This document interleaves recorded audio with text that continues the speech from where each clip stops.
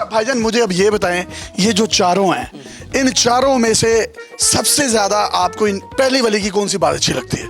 पहली वाली की बात यही अच्छी लगती है कि इन्होंने मुझे इजाज़त दी, और पहली वाली का इतना कदम मुबारक है कि माशाल्लाह ये देखें 2 3 4 माशाल्लाह इतनी बात अच्छी है, और इन्होंने कोऑपरेट कंप्रोमाइज़ किया मेरे साथ। और दूसरी वाली की अच्छी बात क्या है? दूसरी वाली की अच्छी बात यह है कि ये घर का बड़ा ख्याल रखती हैं, घर का काम बहुत अच्छे तरीके से। कपड़े धोती हैं? हाँ, कपड़े धोती हैं थापे के साथ। और ये तीसरी? तीसरी वाली शॉपिंग बहुत अच्छी करती है माशाल्लाह, और मेरा काफ़ी खर्चा करवाती है, इनकी ये अच्छी बात। चौथी की?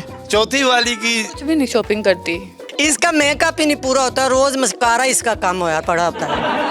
मैं क्या करूँ? ये मेरा मेकअप पे, ज्वेलरी पे बहुत ज्यादा खर्चा करवाती है। तकरीबन आपका चारों बीवियों का खर्चा कितना है? शॉपिंग को लेके बात की जाए तो वो तो बहुत ज़्यादा है, अगर घर का खर्चा किया जाए तो वो तकरीबन 20-30 से या 40 हज़ार तक एक दिन का। तो नहीं, ये खाली हिकमत ही करते हैं आप?